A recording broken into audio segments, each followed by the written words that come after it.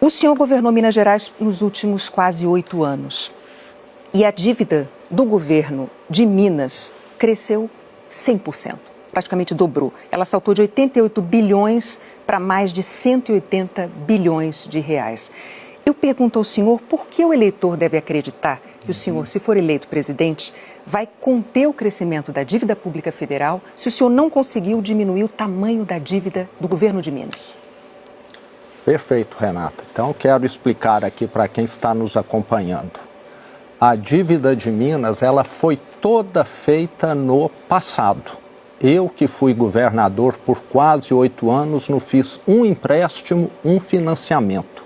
Ela foi herdada lá dos anos 90 e cresceu muito devido aos juros de agiota do governo federal. Agora, ninguém conta a outra parte. Eu paguei 23 bilhões de reais para aposentado, que não recebia aposentadoria, Renata. Eu paguei 13 bilhões para o governo federal, funcionários públicos, e hoje a dívida representa muito menos para a economia de Minas do que representava quando eu assumi. Eu gosto muito de dar aqui um exemplo simples para quem está nos acompanhando aqui entender muito bem. Alguém deve 10 mil reais. Se ele ganha 3 mil reais por mês, essa dívida pode ser considerada elevada.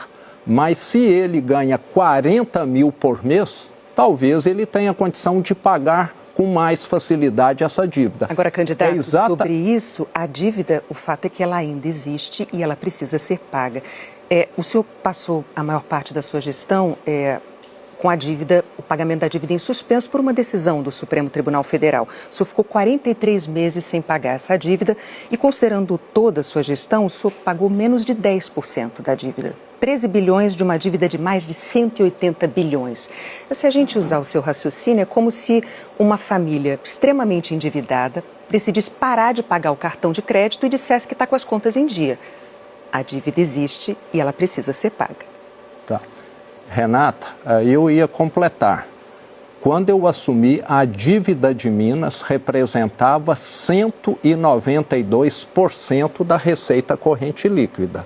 Quando eu saí, era cerca de 160%. Ela está em trajetória de queda, diferente da dívida de Brasília, que está em trajetória de alta. A gente fez um levantamento com os números oficiais do governo de Minas Gerais. Em 2019, no seu primeiro ano como governador, a dívida representava 98% da arrecadação, né, do Estado.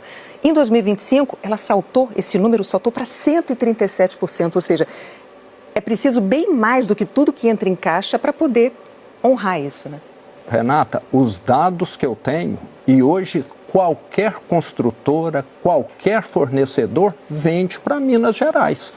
Nós temos hoje uma dívida que proporcionalmente é menor do que era há 8 anos atrás. A economia de Minas ganhou participação no PIB do Brasil. Nós temos hoje uma economia muito mais dinâmica. Isso teve reflexo na arrecadação. E um dado muito importante. Eu assumi, Renata, não sei se você tem esse dado aí, com um déficit de 11 bilhões em 2018. Eu saí com um superávit de 5 bilhões. Ou seja, o Estado gastando menos do que arrecada. E antes gastava-se muito mais do que arrecadava. O ajuste foi feito. Hoje, todo fornecedor do Estado, todo funcionário, todo aposentado recebe em dia. E a dívida está parcelada em 30 anos. Então, agora nós temos um fluxo de caixa. Antes, o que nós tínhamos era dívida vencida. Ninguém vendia. Quando eu assumi, não havia nem medicamento na rede pública.